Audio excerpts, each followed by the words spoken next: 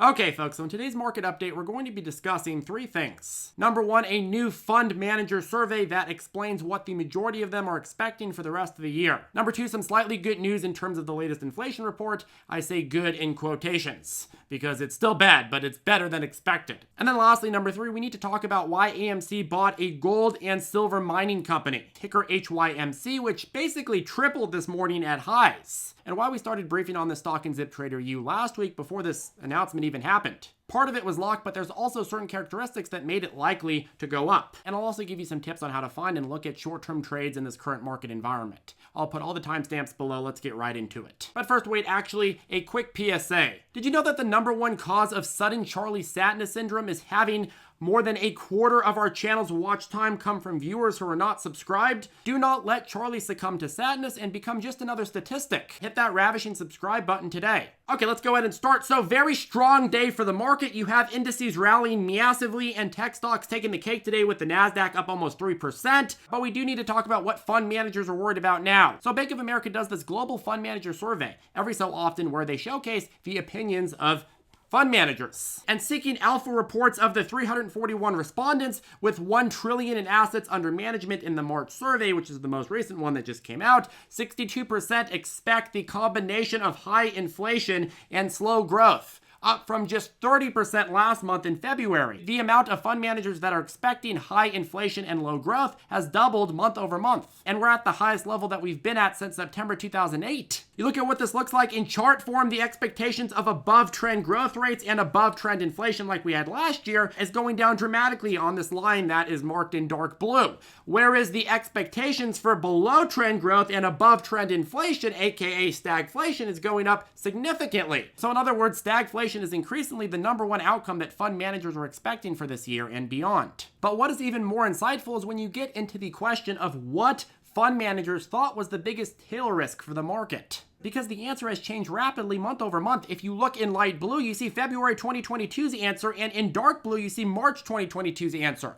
In February, by far, the biggest fear was hawkish central banks. Big bad meanie Jerome Powell. In March, though, hawkish central banks didn't even make the third biggest fear. It was number 4. The Russia-Ukraine conflict became the biggest risk factor, seconded by global recession, and then by inflation, and only then do you get to central banks. And I think the reason for this is pretty straightforward. Last month, the markets were looking at an economy that was super hot, and they thought of it as a very, very hot machine that the Fed had to go and pour a bunch of water on to cool down. Now that fear has been pushed aside because you have all these new complicating factors. It's not so much the Fed dousing a hot economy, now it's the Fed dousing a hot economy, but who cares, because now we have this massive Russian invasion of Ukraine and international sanctions being targeted back and forth from the West and Russia. And of course, the constant looming threat of more escalation, which of course are all contributing factors that could lead to a global recession. Not to mention that we now have new lockdowns in China and major manufacturing areas that are almost certainly going to hurt supply chains even more than they already are hurt. But again, there's a lot of insights that can be gained from this because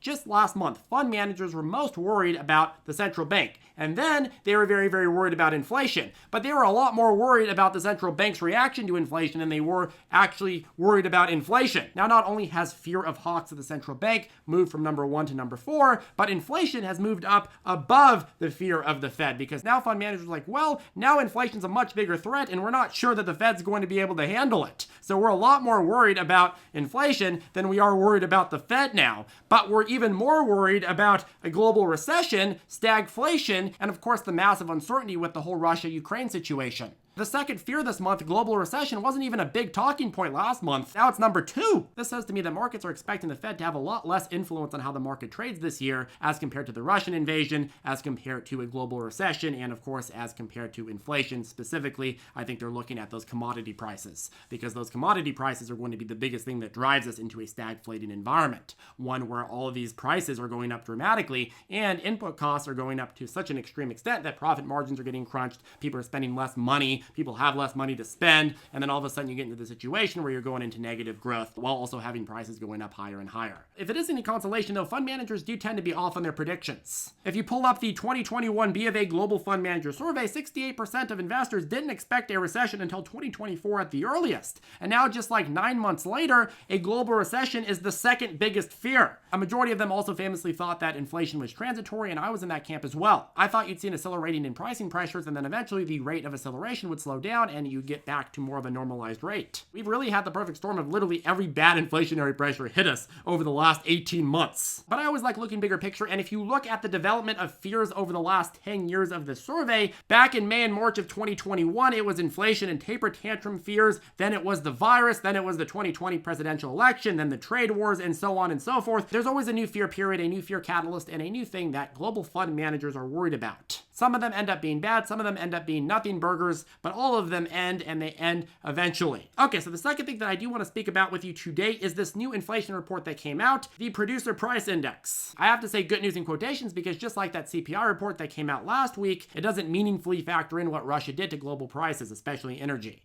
because most of that happened in March. And it doesn't factor in new COVID lockdowns in China that we're seeing right now. But if you look at what we got today, it does show a deceleration of inflationary pressures. You went from 1.2% up in January to 0.8% up in February. These are still terrible numbers, but again, they're not as bad as the market was expecting. And if you actually look at what's driving these prices, it's energy. I mean, you have hot pricing pressures in every category, but then you have energy up a whopping 8.2% in a month. This is worrisome because next month you are going to see a report that has much higher energy prices. But if you're looking for reasons to be optimistic that inflation is flatlining out a little bit in some areas of the economy, while it does seem that the areas where we have the highest inflation are really concentrated around areas that are specifically focused on the supply chain and supply chain delivery. If you look at goods versus services, good prices are accelerating dramatically, whereas service prices are decelerating. This is because the supply chain is still the primary driver of this crisis. If you don't have the ready supply of energy or materials, or you're at risk of losing that supply in the near future, you're going to have to pay out the ear for those things. And that's going to motivate pricing pressures everywhere else. Last year, a big reason for inflationary pressures were because literally manufacturers couldn't keep up with demand. This year, you still have that, and in some sectors, it's getting even worse. But you also have more basic, essential supply chain issues like energy, precious metals, and basic commodities. Those things are very, very core inflationary pressures, which really bolster everything that's good related or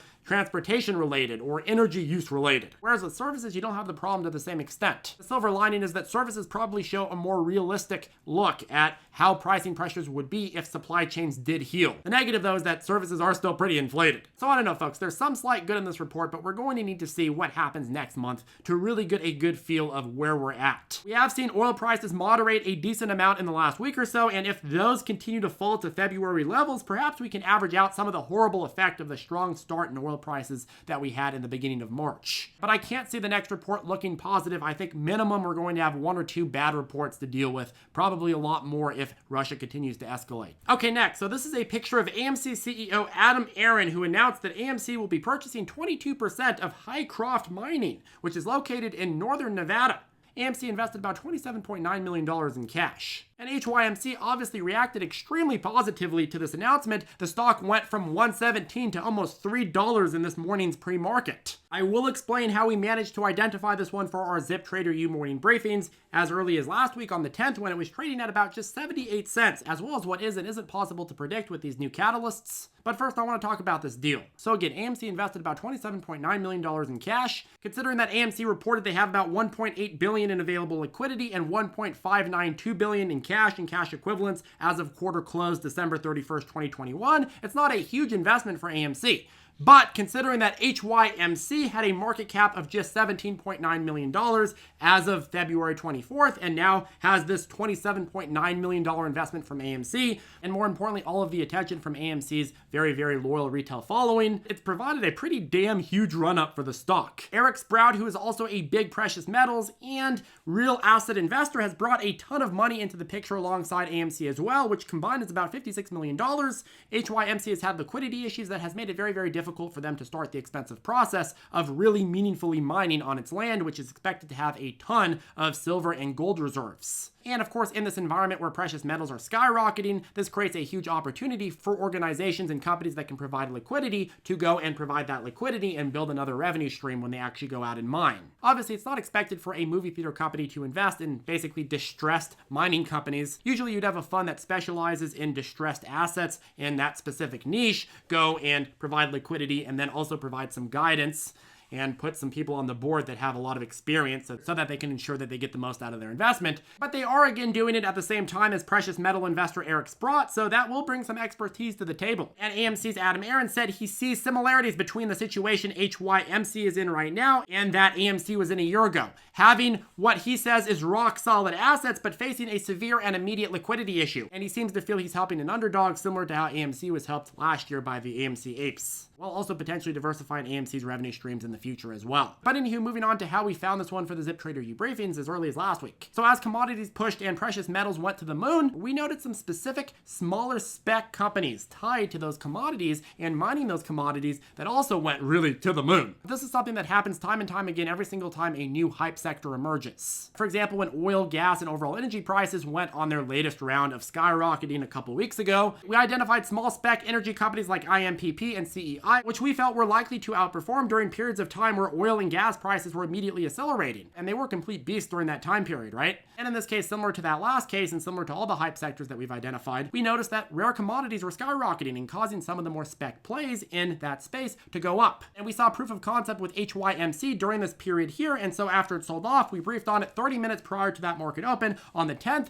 at about 78 cents a share, said that it had a strong bull setup if it could hold 75 cents and especially break resistance at 89 cents, and it satisfied our bull criteria and ran up to 265-ish by the day after. On the 11th, we said it built strong momentum the day prior, and we were looking for it to continue its breakout either into close that day or through the next week. It ended up cooling off for 2 periods, and then this morning it finally retook our bull criteria and rallied huge on this AMC announcement. But here's the thing, right? This one ran massively, and I had no idea of any sort of AMC partnership or any sort of Sprout partnership. But the reason that I was able to identify it is because it fit the characteristics and criteria that I had set for hype runners in the overall precious commodity trade. Smaller spec, precious metal, and commodity players that were actually showing proof of concept and grabbing attention.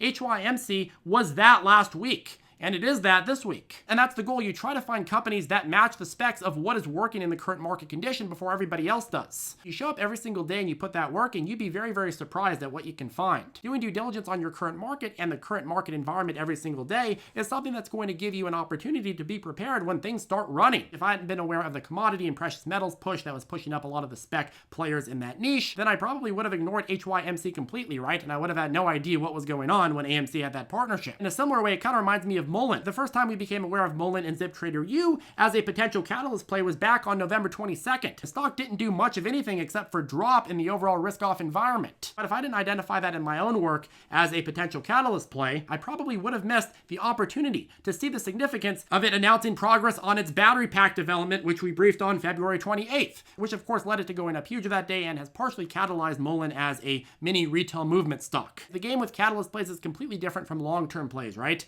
Catalyst plays are all about trading momentum, but more importantly, it's about showing up every single day. There are plenty of catalysts that don't do much, especially in these markets. But the goal of my briefings, and hopefully in your own pre-market work, whether or not you join us, is to narrow down that as much as possible and find things that do work. You don't necessarily need ZipTrader U in order to make that happen. I just like to go over the examples because I think that it provides opportunity to show the value that we provide in ZipTrader U, but also the opportunity to showcase some trading ideas if you don't want to join us and how you can find them on your own. Anyways, folks, that caps off today's video. If you have any questions, feel free to reach out to us below or join us on ZipTrader Circle. Again, if you do want to join ZipTrader U, I will put a link below. Coupon code NEVERGIVEUP will give you a discount. If you are going to join us, though, make sure that you're ready to put the work in, show up every single day, rain or shine, watch every single lesson, and get your money's worth out of it. Have a good one, and we'll see you in the next video.